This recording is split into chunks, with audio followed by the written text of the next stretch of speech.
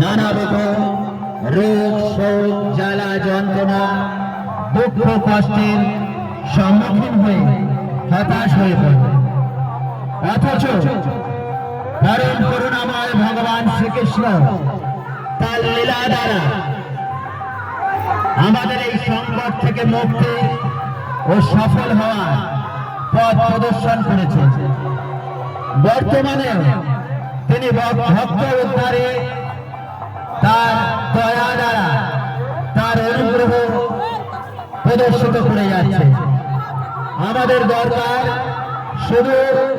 শুধুমাত্র ভগবান শ্রীকৃষ্ণের প্রতি আস্থা, সমর্পণ ও শরণাগতি।